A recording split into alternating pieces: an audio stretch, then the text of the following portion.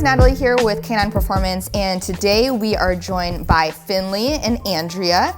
And Finley is a 5.5-month-old, what breed is he? He's a mix. He's a mix, but he's primarily boxer pit, sort of mastiff. Yes. So today what we're going to be doing is introducing some leash handling 101. So we're going to be working on pressure and release, and this is going to help open lines of communication with him for him to understand that jumping on people and also nipping and biting is something that is not desirable on our bodies. So teaching him a little bit more manners, like I said, just starting on that training. So the first thing that I'm going to be going over is just some basic concepts. The first one is going to be for the prong collar. It's really important when you buy a prong collar that you want a high quality prong collar. You want one that is made from Herm Springer and is made in Germany. When you get the tag for your prong collar, it will say if it's a chrome plated Herm Springer and that it's made in Germany. So that's what you want to get. So if your dog is under 25 pounds, you're going to want the small size for your prong collar. If your dog is over that amount, you're going to want the 3.2, 3.0 size for your dog. You can buy these online on Amazon, Learberg, Chewy, wherever it is. Just make sure that when you get it, it does say Herm Springer. Now I'm gonna go over the reasons of why it's important that you get a Herm Springer quality. Couple different reasons. So for one, you can see that it has this metal plate in between all of the links. The metal plate is really important because it helps balance out the prong collar. So the links on either side are going to be equal. And that's really important because we want the communication to be equal around the neck. Another thing about the Herm Springer collar is the design of the links. The design of the links is that when it comes together, they're all going to come together equally and smoothly and release in the same fashion. So when you give a correction, when you give communication, it will all close together and then it will open easily and smoothly. If you buy a prong collar that is cheaply made, the first one that Andrea got actually wasn't a Herm Springer collar, and all of the links would actually stick together. So if I were to hold one link like this, all of the links would curve outwards instead of droop like this one does. So it's really important that you buy quality items. The last thing that's really important is besides the design of how the links are made and with the metal plate and everything else, it's that the type of metal that is used. If you buy a cheap collar, if you give a strong enough of a correction, it will actually bend the metal. And then another thing is that the rounded tips for the prong collar, if you buy a cheaply made one, it's actually just cut off and they're not rounded at all. I don't know if you can see that. And what will actually happen is that it can scrape or puncture your dog. So the design and the quality of the prong collar is really important. You also don't want a quick release prong collar. That's a very common thing to see. And the reason for that is that this triangle that you see right here, this triangle, it has the O-ring and then the active or the live D-ring. If you have a quick release, it actually takes away a portion of the triangle, and that will actually inhibit a lot of our communication when we go to give communication to our dog. The reason that we use a prong collar is because we want to use the least amount of force, the least amount of pressure with our dogs. Each of these points is a point of communication. So I can use fingertip pressure with the dog to communicate, whereas with a flat collar or with a slip lead, you actually have to use significantly more force and more effort, and it doesn't get communicated to our dogs. So now that we have gone over our tools, the next thing that we want to do is to go over sizing and placement for our dogs. So I've actually went ahead and sized it for Finley here, but to size a prong collar, all that you're going to do is you're going to pinch the links together like so, and you're going to remove it just like that, and it's the same way that you're going to put it on, and you're just going to take a link out. And the important thing to note when you're sizing is that if you take a link out from one side, you optimally want to take out another link from the other side. It's all right if you have one extra link on the other side, because sometimes a dog's neck size will be half in between, so it's all right if you have one, but optimally, this is what you want. This is a perfectly balanced Hermspringer prong collar. This is what you're looking for. So now, once you know how many links that you need, this is how you're going to find out how many links. So I'm going to open it here, and I am going to want this metal plate at the base of his neck, or I'm going to want it on the left side of his neck. Since he's going to be walking to the left of me, I want the leash to be on this side. So I'll go ahead and show you kind of what that looks like.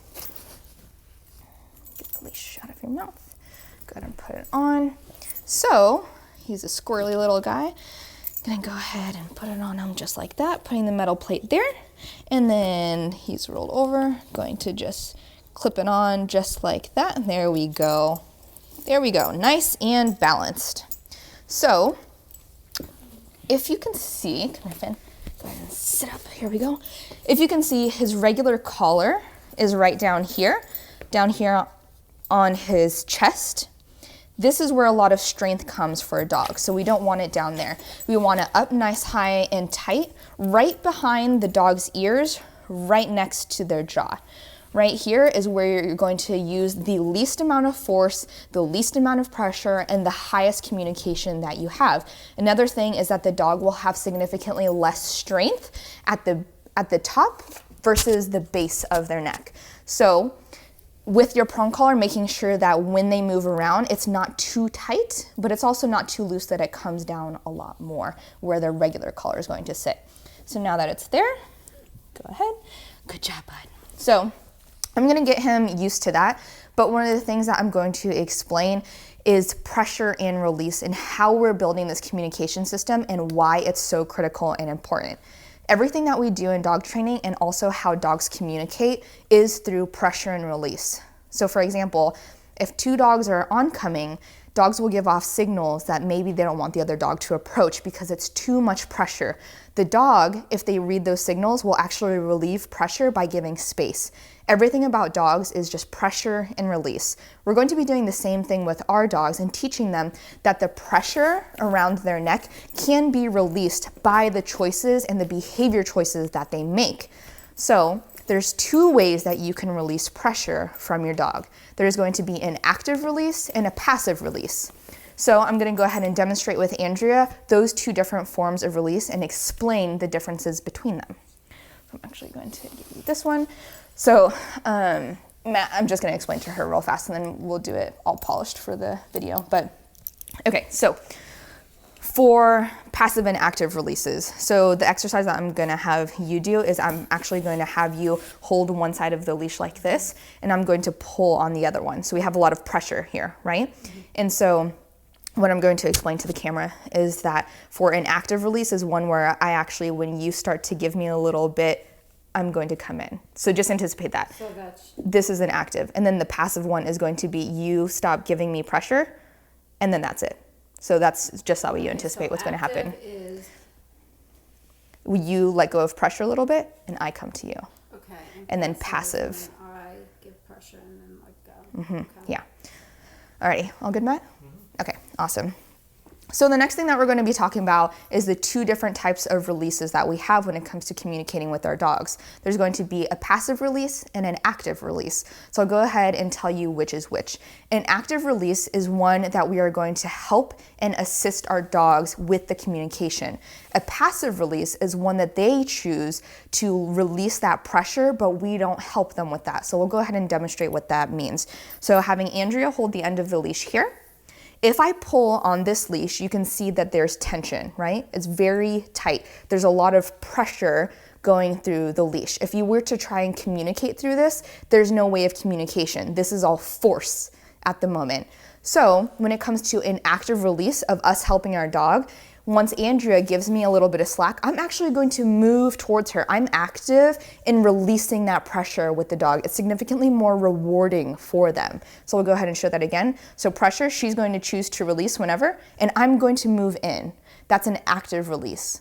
A passive release is one that the pressure is released and it is rewarding, but we do not assist our dogs in obtaining more pressure release from them. So tension. And then she releases pressure, and you can see that it's now slack, right? So that's the difference in between an active and a passive release. So when we're first teaching our dogs about pressure and release, it's important that we have an active release, that we are going to make a very distinct difference of the release of pressure.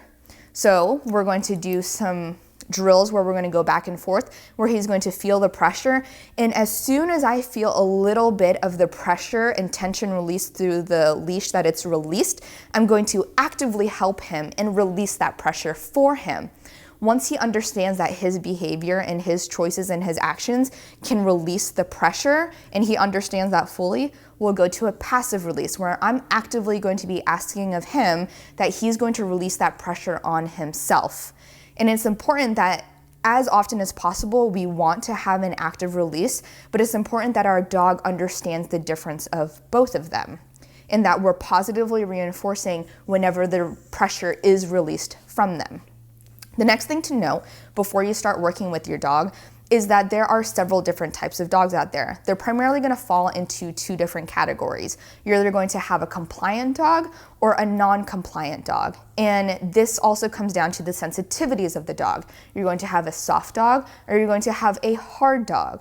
So if you have a compliant dog, this dog is going to feel the pressure, and they are going to think their way through of how can I relieve this pressure from myself, and they're going to work with you. A non-compliant dog is one that will feel pressure, and they do not like this form of pressure. They will fight it, they will resist against it, and it will require a higher level of coaching and patience through you. You're also going to have either a soft dog or a hard dog. A soft dog is one that if you give a correction, they immediately want to pay attention and work with you. They take that information and they receive it readily. A hard dog is one that if you give them a correction, they're pretty much going to look at you and say, "Is that all that you've got? Really?" So it's important to know which sort of dog you have, so that way you can give corrections according to the type of dog that you have. So we'll go ahead and we'll start working with Finley, who has passed out in the amount of time that we've been talking here. And we're just going to be working in a low-level distraction environment. I don't want to start this in something where he's going to run towards a distraction, hit the end of the leash, and give himself a huge correction. That's not what I want, and that's not the best introduction to pressure release for your dog. Start in a low-level environment, out in a garage, out in a big living space area where you can teach him that pressure release, then start moving into a higher level distraction area such as your driveway or the sidewalk and going from there. Sound good? Mm-hmm. Okay, cool. So we have our puppy, we have it sized, we have it properly and perfectly fitted up behind the ears, not too tight, not too loose. There are two different rings on the prong collar. There is an O ring and an active D ring, like I had already mentioned. He's gonna flip over. Come here, come here. Yeah, there are these two different rings on his collar. Come here. And the one that you're going to want to use is the active D ring and not the O ring. So this one is the one that we will be using. Come on, Finn. Come here. Good boy. Yes.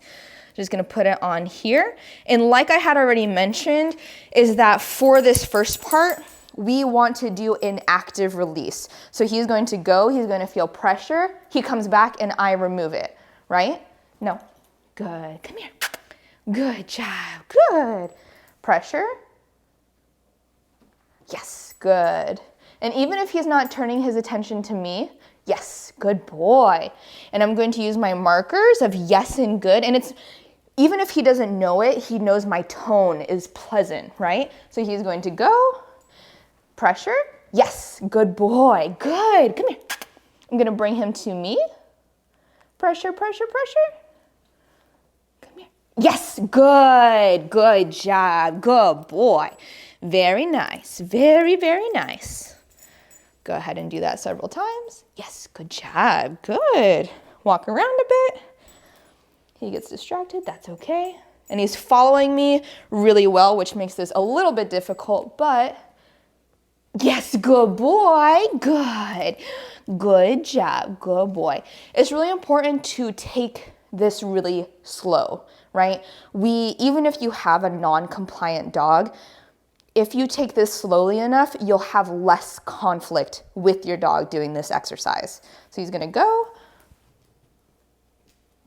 Yes, good boy, come here. Good job, good. Just even the slightest bit of tension that is released from the leash, I want to give into that and provide him as much release as possible with that. So, come here. Yes, good boy, good. He stood up all the way, so the active release. Good job, bud. Good boy.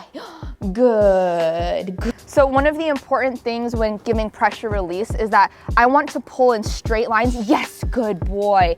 And I want to be at his level. I don't want to be standing up and giving the pressure and release. I want to be horizontal, and I almost want to be at an angle from him. I don't want to be along his back. I want to be at around like 4 or 5 o'clock, and then at 7, 8 o'clock for giving this pressure if he's away from me. And I want to do it down low. This is why I'm down a lot lower. I want to pull in this straight line. Yes, good boy, good. Active releases. And he's tangled in it, so we're gonna go ahead. All right, guys. Well, that is our introduction to, yes, good. Into pressure and release. We'll see you guys next time. Yes, good. Yes, good boy.